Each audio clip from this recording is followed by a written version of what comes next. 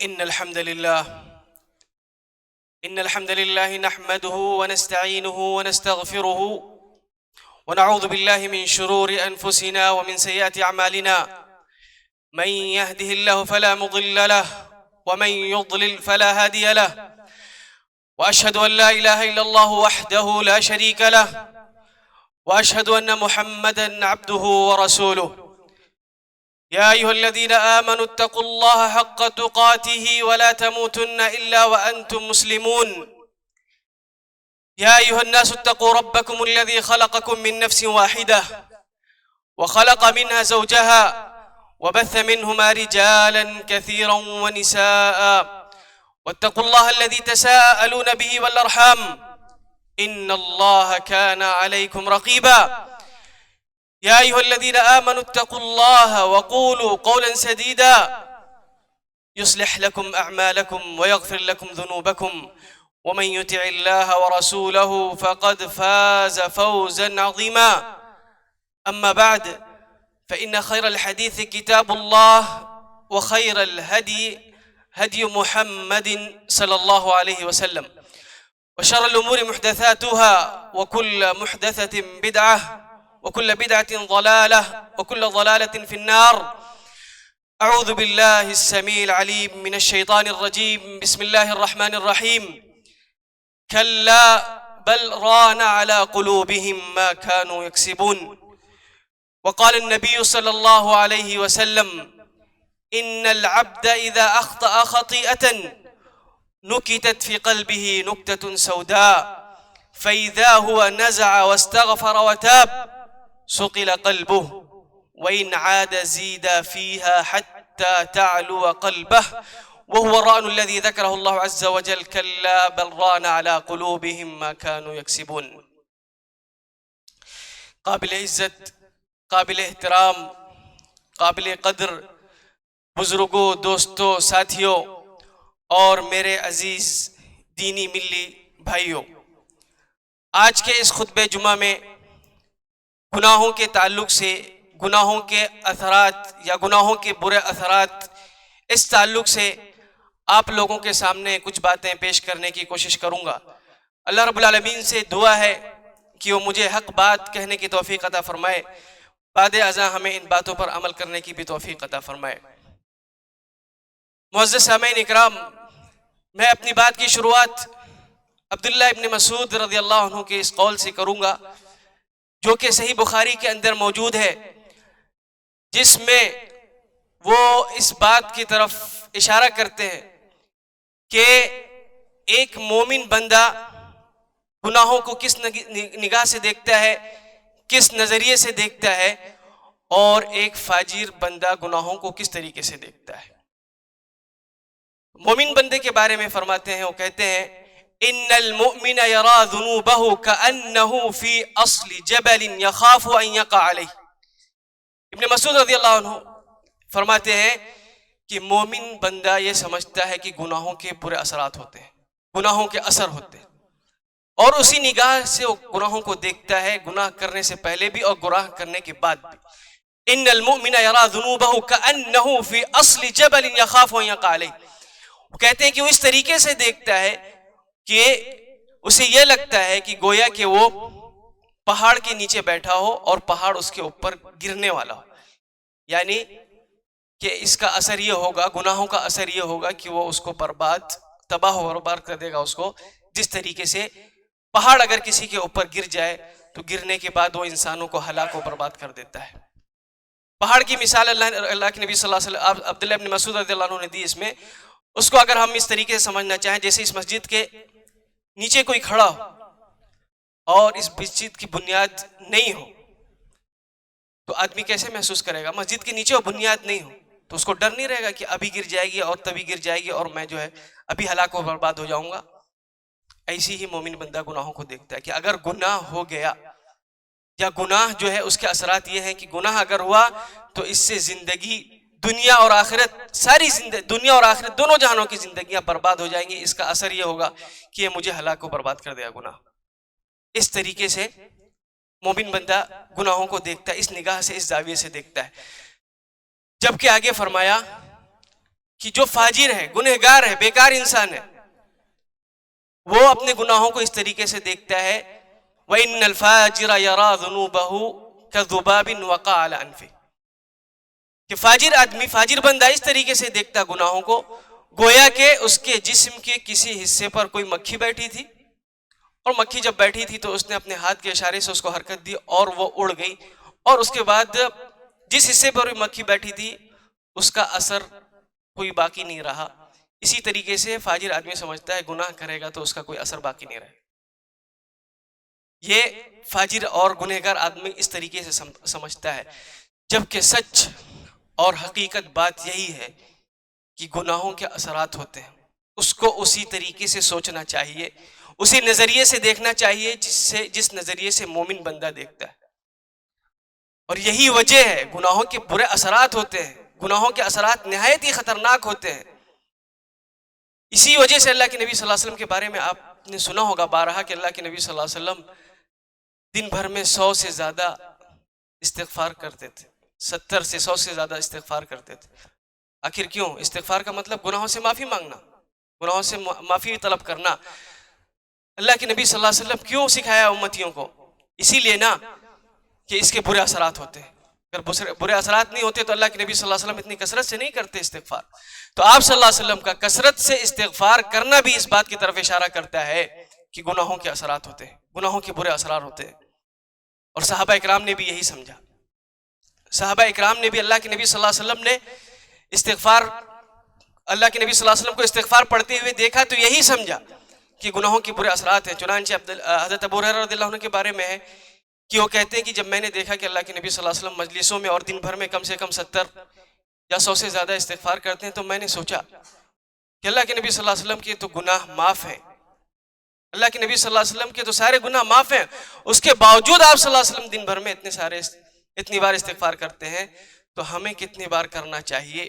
اس کا مطلب یہ ہے کہ اس کے کچھ نہ کچھ نقصانات ضرور ہیں، اس کے بڑے نقصانات ضرور ہیں، اس لیے اللہ کے نبی صلی اللہ علیہ وسلم ہمیں اس بات کو سکھا رہے ہیں۔ اور اس کے بعد ان کے بارے میں آتا ہے کہ وہ کم سے کم 100 بار بلکہ ہزار بار کے بارے میں آتا ہے کہ وہ دن بھر میں 1000 بار یا 1000 بار سے زیادہ استغفار کرتے ہیں، حضرت ابو ہریرہ رضی اللہ عنہ۔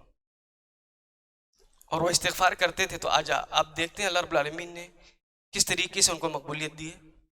یہ مقبولیت جو ملی ہے حضرت ابو ہریرہ رضی اللہ عنہ کو ایسی ہی مل گئی بغیر عمل کیے ہوئے، بغیر گناہوں سے دور رہے ہوئے؟ نہیں، گناہوں سے دور رہے، ہو گناہ نہیں ہوا ان سے، گناہوں سے دور رہے تو اللہ رب العالمین نے ان کو عزت دی، ان کو مقبولیت دی۔ اور یہی وجہ ہے کہ ہم دیکھیں آج آپ اندازہ لگائیں کہ دنیا کا کوئی سیکنڈ خالی جاتا ہوگا کہ جس وقت حضرت ابو ہریرہ رضی اللہ عنہ کے لیے دعائیں نہ نکلتی ہوں۔ جب کوئی حدیث پڑھے گا، اور سب سے زیادہ حدیثیں آپ صلی اللہ علیہ وسلم کی جنہوں نے بیان کیا حضرت ابو ہریرہ رضی اللہ عنہ، جس وقت کوئی بھی انسان اللہ کے نبی صلی اللہ علیہ وسلم کی حدیث کو پڑھے گا، حضرت ابو ہریرہ رضی اللہ عنہ کی روایت کو پڑھے گا، ضرور وہ کہے گا رضی اللہ عنہ، رضی اللہ عنہ کہے گا، ان کو دعائیں دے گا۔ یہ وہی وجہ ہے کہ وہ لوگ گناہوں سے دور رہتے تھے تو اللہ رب العالمین نے ان کو مقبولیت دی اور ان کے ذریعے سے اتنا بڑا کام لیا۔ تو گناہوں کے اثرات ہوتے ہیں، برے اثرات ہوتے ہیں، اور اسے اسی انداز سے سوچنا چاہیے جس طریقے سے مومن بندے سوچتے ہیں۔ تو اس کے بہت سارے اثرات ہیں، اگر ایک اثر کو بھی جان لیا جائے، اگر ایک اثر کو بھی ہم جان لیں اور اس پر دھیان دے دیں تو گناہ چھوڑنے کے لیے ہمارے لیے وہ کافی ہوگا، عقل مند کے لیے کافی ہوگا، چہ جائے کہ مسلمان کے لیے۔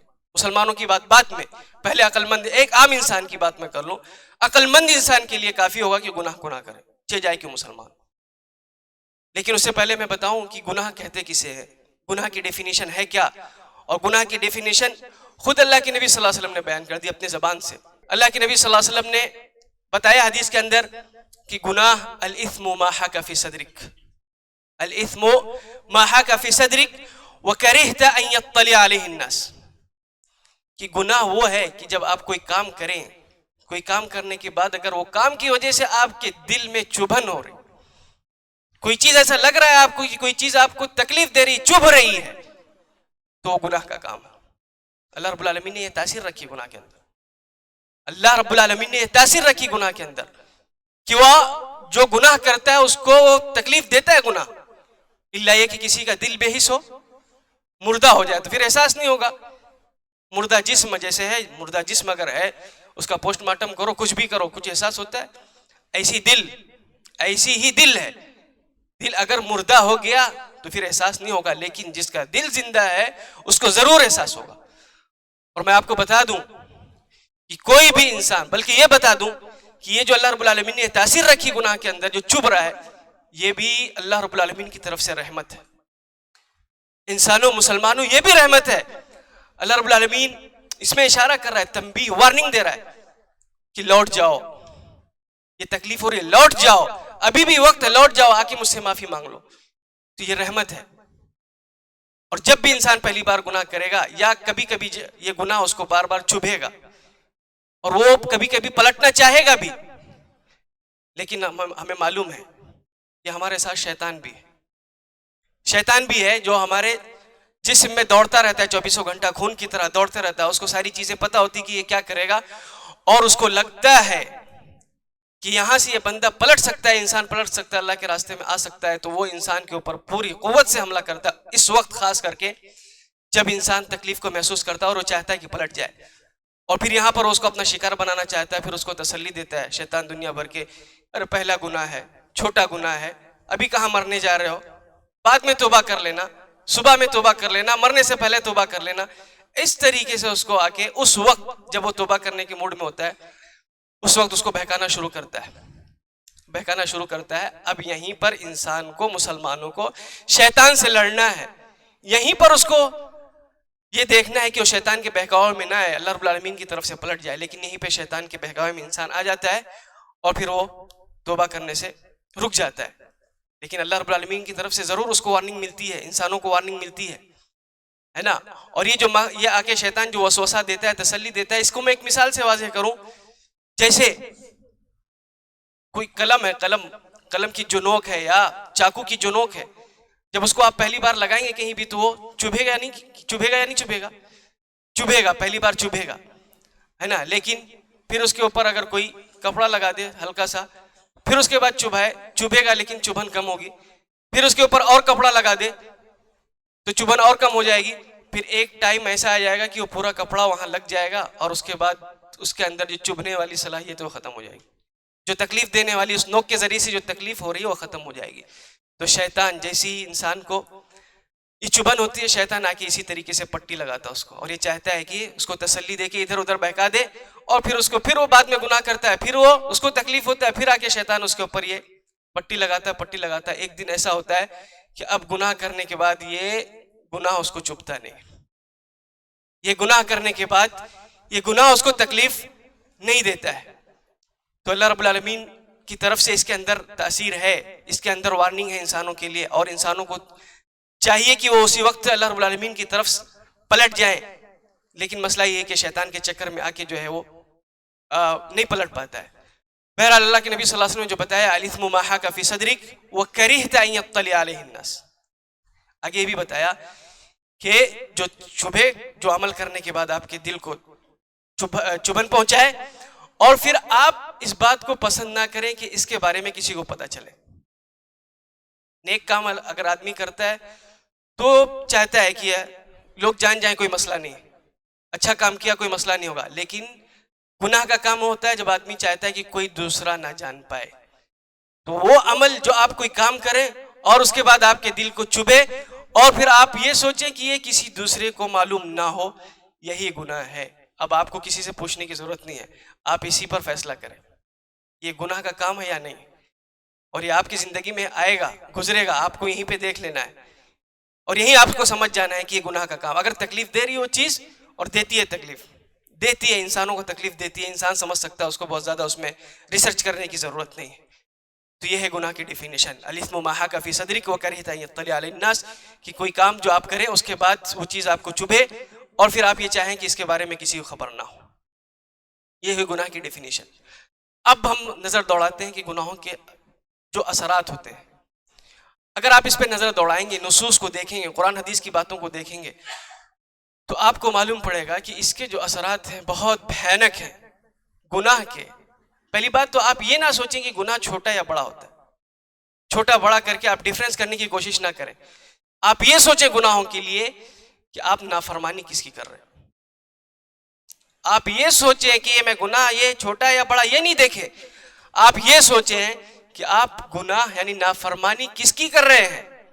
نافرمانی آپ اللہ رب العالمین کی کر رہے ہیں، وہی گناہ ہے.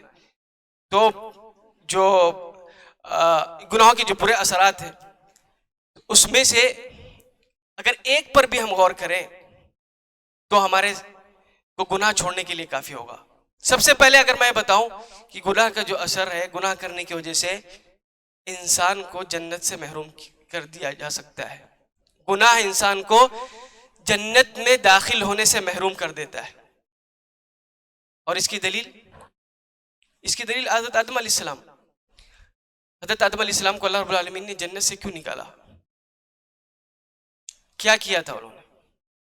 حضرت آدم علیہ السلام کو اللہ رب العالمین نے کہا تھا کہ فلاں درخت کے قریب نہیں جانا، ہے نا. حضرت آدم علیہ السلام اس درخت کے قریب چلے گئے، ہلکی سی جو ہے نافرمانی ہو گئی. اللہ رب العالمین نے کہا کہ اب گناہ کر لیے ہو، چلے جاؤ نیچے، جنت میں نہیں رہ سکتے. قصہ سارے لوگ جانتے. تو آپ سوچ لیں، حضرت آدم علیہ السلام گناہ کرنے کی اس معمولی سے گناہ کرنے کی وجہ سے جنت سے آ سکتے ہیں، تو ہم گناہ کبیرہ میں ڈوبنے کے بعد جنت میں جا سکتے ہیں؟ گناہ کبیرہ میں ڈوبے رہیں اور یہ سوچیں کہ ہم نے کلمہ پڑھا جنت ہمارے لیے ہے، اتنا آسان نہیں ہے، اتنا بھی آسان نہیں. اللہ رب العالمین کے قانون یہ دنیاوی قانون کے جیسے نہیں ہے کہ ادھر ادھر سے آپ چلے جائیں گے. اس کا قانون اپلائی ہوگا تو جیسا اس نے قانون بنایا ہے ویسا ہی ہوگا. اور پھر یہ بات آپ کو میں بتا دوں کہ حضرت آدم علیہ السلام سے جو غلطی ہوئی بھی ہے، جان بوجھ کے ہوئی ہے، ڈھٹائی کر کے ہوئی ہے، ایسا نہیں ہے کہ جان رہے تھے کہ گناہ ہے اس کے باوجود وہ غلطی کر دی، ایسا نہیں ہے. جیسا کہ ہم کرتے ہیں، معلوم ہے کہ گناہ ہے، بار بار بتایا جاتا ہے، سمجھایا جاتا ہے، اس کے بعد ڈھٹائی کے ساتھ گناہ کرتے اور پھر سمجھتے ہیں معافی مل جائے گی. نہیں ملے گی ایسے لوگوں کو معافی. حدیث کے اندر واضح طور پہ لکھا ہوا ہے کہ جو گناہ کرتا ہے اور اس پہ ڈٹا رہتا ہے اور دوسروں اور گناہوں کو پھیلاتا ہے، پھیلانے کا سبب بنتا ہے، سب کو اللہ رب العالمین معاف کرے گا، اس کو نہیں معاف کرے گا.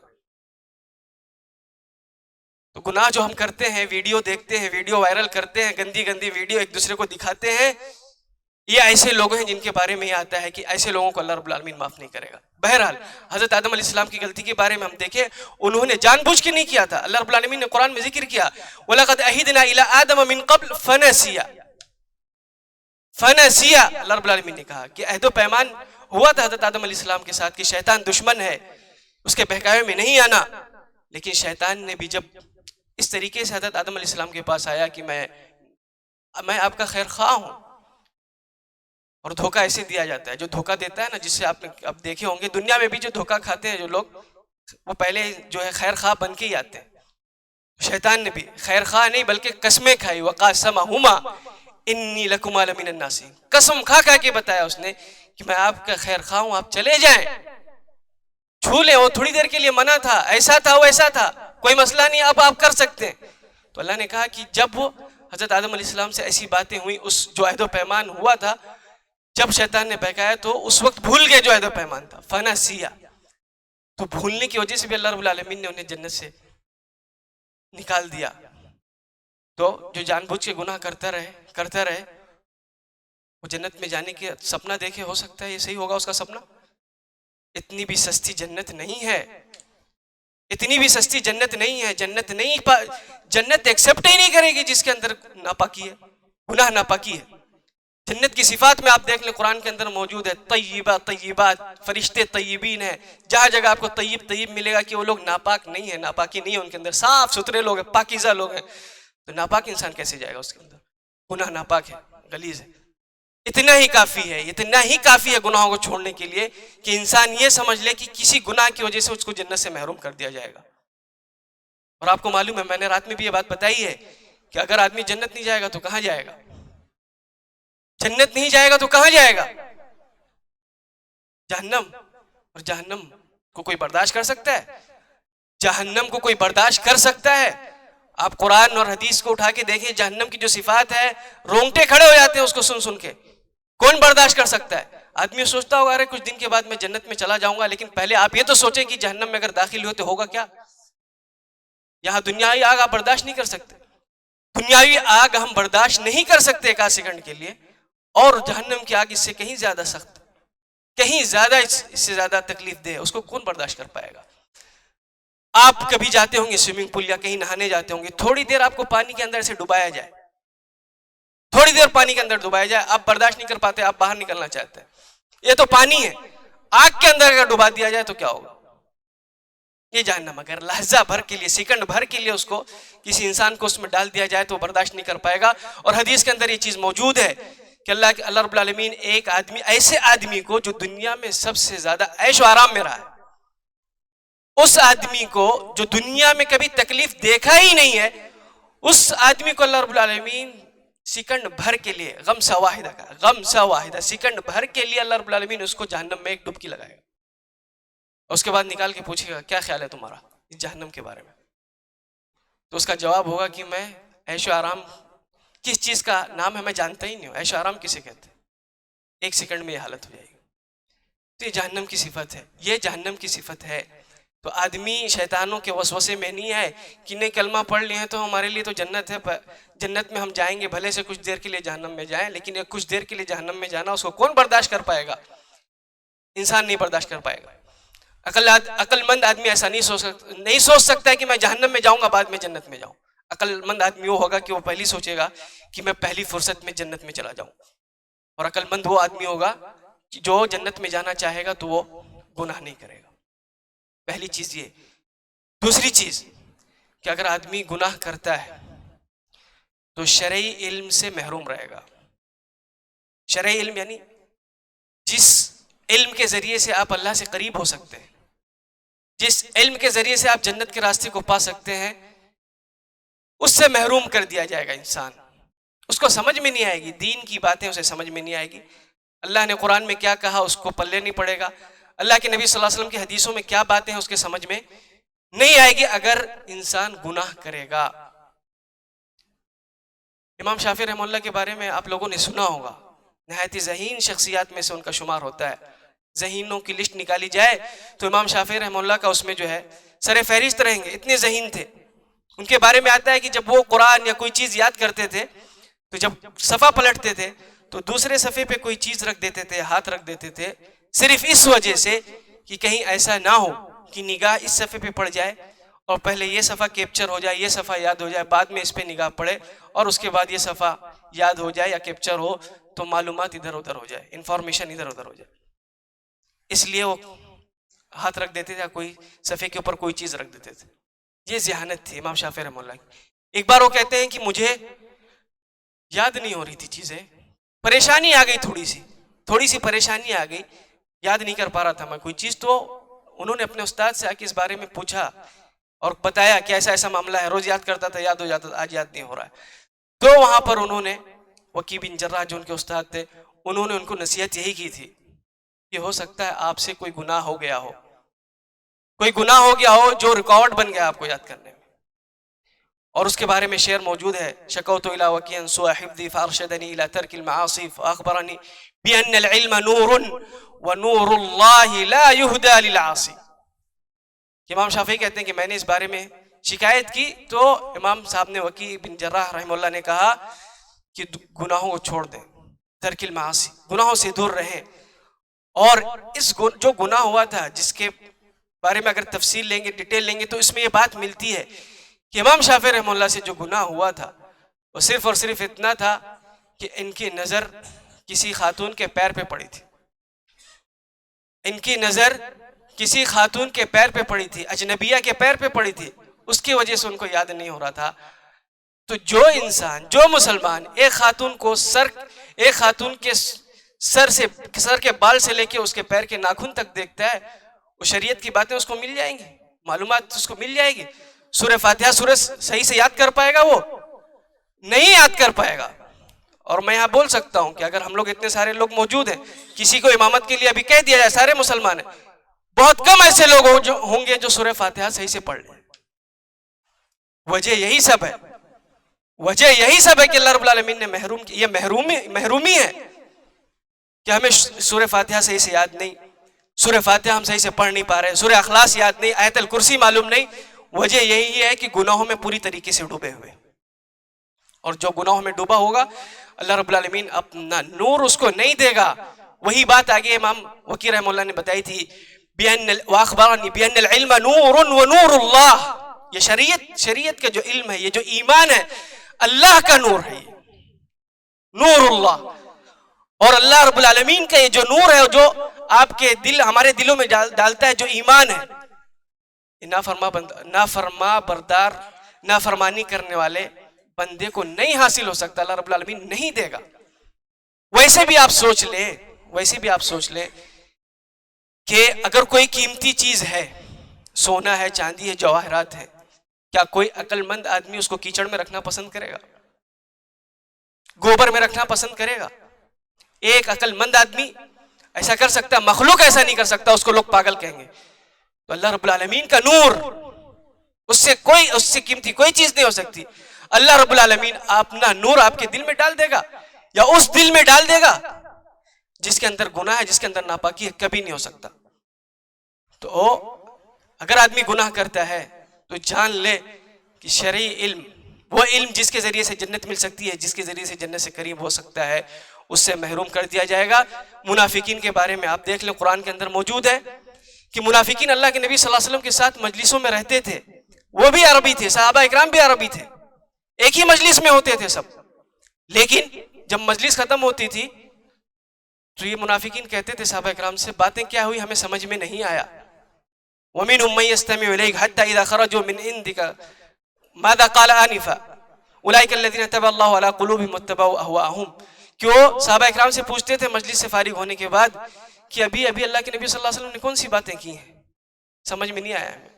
اللہ رب العالمین کہتا ہے اولئک الذین طبع اللہ علی قلوبہم, کہ یہ منافقین وہ لوگ ہیں جن کے دلوں پر اللہ رب العالمین نے مہر لگا دیا.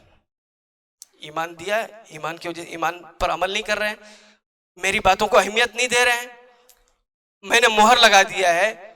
اب وہ ان کے مہر لگ گیا, اب کوئی اچھی بات ان کے دل میں اتر ہی نہیں سکتی. اولئک الذین طبع اللہ علی قلوبہم واتبعوا اہواءہم. وجہ یہی ہے کہ ان لوگوں نے اپنے منمانی کیے, میرے حساب سے نہیں چلے, جو ان کا دل چاہا, جیسے ان کی مرضی ہوئی اس حساب سے چلے. تو جب وہ اپنے مرضی سے چل رہے ہیں تو میں پھر اپنا نور ان کو کیوں دوں گا؟ تو میری باتوں کو سمجھ نہیں پائیں گے. والذین اہتدوا ھدی زادھم ایمانا وآتاھم تقواھم. اور وہیں جو صحابہ کرام رہتے تھے, ان باتوں سے جو اللہ کے نبی صلی اللہ علیہ وسلم کی مجلسوں میں ہوتی تھی, ان کے ایمان زیادہ ہو جاتے تھے, مزید اس کے اندر جو ہے ایمان ان کو مل جاتا تھا. تو یہ گناہ کے برے اثرات ہیں, یہ گناہوں کے اثرات ہیں کہ گناہ کرنے کے بعد ایسا بھی ہو سکتا ہے کہ شرعی علم سے انسان محروم کر دیا جائے. اسی طریقے سے بہت سارے اور بھی چیزیں ہیں, جس میں سے ایک چیز میں آپ کو اور بتاؤں گا جو حدیث میں نے پڑھی ہے, کہ دل سڑ جاتا ہے.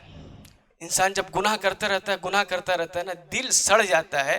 دل سڑ جاتا ہے کا مطلب یہ ہے کہ دل کا جو کام ہے وہ اپنا کام نہیں کر پاتا ہے. ہمارے جسم میں, باڈی میں بہت سی چیزیں ہیں نا, ہاتھ ہے, پیر ہے, آنکھ ہے, دماغ ہے, ہر عضو کا, جسم کے ہر پارٹس کا کچھ نہ کچھ کام ہے. آنکھ کا کام دیکھنا ہے, ہاتھ کا کام پکڑنا ہے. آنکھ اگر نہ دیکھ پائے تو مطلب بیکار ہے, ہاتھ اگر پکڑ نہ پائے تو بیکار ہے. تو دل کا بھی کچھ نہ کچھ کام ہے, دل کا کوئی کام ہے, اور دل کا کام ہی یہ ہے کہ وہ حق کو پہچان لے. حق کیا ہے اس کو پہچان لے. اب حق اگر نہیں پہچان پا رہا ہے نا, تو اس کا مطلب دل اپنا کام کرنا چھوڑ دیا, فاسد ہو گیا, سڑ گیا, برباد ہو گیا, اور یہ گناہوں کی وجہ سے. اور یہی وجہ ہے نا آج آپ کہتے ہیں کنفیوژن ہے, سمجھ میں نہیں آ رہا, یہ مولانا ایسے کہہ رہے, وہ مولانا ایسے کہہ رہے, یہ منہج صحیح نہیں ہے, وہ کیا آپ کے سمجھ میں نہیں آ رہا. سمجھ میں اسی لیے نہیں آ رہا, آپ کو نہیں آ رہا, دوسروں کو کیوں آ رہا؟ دوسروں کو سمجھ میں کیوں آ رہا, آپ کو نہیں آ رہا ہے؟ دل سڑ گیا. حق بات کو جو تلاش کرنے کے لیے جو دل کا کام تھا گناہوں کی وجہ سے سڑ گیا. اب آپ کنفیوژن میں رہیں گے زندگی بھر, ہے نا. تو یہ دل سڑ جاتا ہے اور اپنا کام کرنا بند کر دیتا ہے اسی گناہوں کی وجہ سے. اس کو ایک مثال دے کے میں آپ کو بتاؤں کہ جیسے یہ شیشہ لگا ہے, یا گاڑی جب ہم چلاتے ہیں, بارش کا اگر موسم ہو, ایک ایک بوند اس کے اوپر گرتی ہے, اگر ہم شیشے کو وائپر سے صحیح نہ کریں تو آگے کچھ نظر آئے گا؟ نہیں نظر آئے گا, اور کہیں نہ کہیں آگے چل کے ایکسیڈنٹ ہو جائے گا, گاڑی کھائی میں گر جائے گی, یعنی بربادی, اس کی بربادی ہو ہی جائے گی.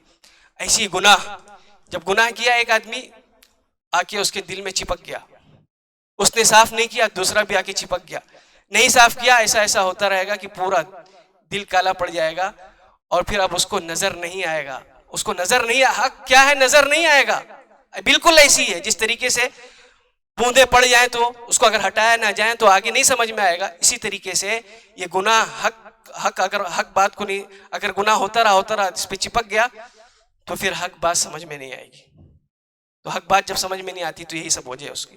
اور یہی بات اللہ کے نبی صلی اللہ علیہ وسلم نے حدیث میں اسی طرف اشارہ کیا ہے، ان العبد اذا اخطا خطیئۃ نکتت فی قلبہ نکتۃ سوداء، کہ بندہ جب گناہ کرتا ہے تو اس کے دل پہ ایک کالا دھبا پڑ جاتا ہے. اگر وہ اس کو صاف کر لیتا ہے، توبہ کر لیتا ہے، تو پھر وہ صاف ہو جاتا ہے اور اس کے اندر یعنی دل کے اندر حق کو قبول کرنے کی صلاحیت بڑھ جاتی ہے. لیکن اسی کے برخلاف وَإِنْ عَادَ زِيدَ فِيهَا، اور پھر نہیں صاف کرتا ہے، گناہ کرتا رہتا ہے حَتَّى تَعْلُوَ قَلْبَهُ، یہاں تک کہ پورے دل کے اوپر گناہ بھر جاتا ہے اور پھر اب جو ہے وہی ران جاتا ہے، یعنی اب اس کے اندر کوئی اچھی چیز داخل ہونے کی اب اس کے پاس کوئی صلاحیت نہیں ہوتی اس دل کے اندر کہ اس کے اندر کوئی چیز داخل ہو جائے. اور اس کو مزید آپ تفصیل میں دیکھیں گے تو اللہ کے نبی صلی اللہ علیہ وسلم نے یہ سب ساری باتیں دل کے بارے میں بتائی ہے کہ یہ دل ایسی ہو جاتا ہے، کل کوزل المجخیہ حدیث کے اندر آیا ہے کہ جیسے آپ گلاس دیکھیں، گلاس کپ جس میں چائے پیتے ہیں، کہ جب ہم رکھے رہتے ہیں اس کے اندر کھول کے اس کا گلاس کا منہ، پانی اس کے اندر ہم بھر لیں، چائے جو بھی چاہے پینے کی چیز اس کے اندر بھر لیں، کپ کے اندر کوئی بھی چیز بھر لیں، لیکن اگر ہم نے اس کو پلٹ دیا اب کوئی چیز جا سکتی ہے اس کے اندر؟ گلاس کو پلٹ دیا، کپ کو پلٹ دیا، اب کوئی چیز داخل ہو سکتی ہے؟ ایسے ہی دل ہے، دل کا منہ کھلا ہوا ہوتا ہے جب تک گناہ نہیں ہوتے. گناہ ہوتے ہوتے جب اس طریقے سے ہو جاتا ہے تو دل کو اللہ رب العالمین پلٹ دیتا ہے. اسی کو ران کہا گیا ہے، یہی ران ہے.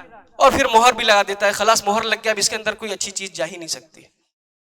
اور اس کے بعد پھر آگے اللہ کے نبی صلی اللہ علیہ وسلم نے تفسیر بیان کی ہے، آپ نے بتایا پھر یہ دل ایسا ہو جاتا ہے لا یعرف، کہ کوئی اچھی چیز کو اچھا سمجھتا ہی نہیں ہو، بری چیز کو برا سمجھتا ہی نہیں ہے. اللہ کے نبی صلی اللہ علیہ وسلم فرما رہے ہیں ان باتوں کو کہ بری چیز اس کو بری لگتی ہی نہیں ہے اور اچھی چیز اس کو اچھی نہیں لگتی، بلکہ الٹ جاتا ہے نا، دل کام کرنا ہی چھوڑ دیا نا، تو اب اس کو بری چیزیں اچھی لگنے لگتی ہیں اور اچھی چیزیں بری لگنے لگتی ہیں. اب اگر اس کو کوئی بلائے کہ چلو آپ مسجد میں آ جاؤ درس میں، پسند نہیں آئے گا اس کو.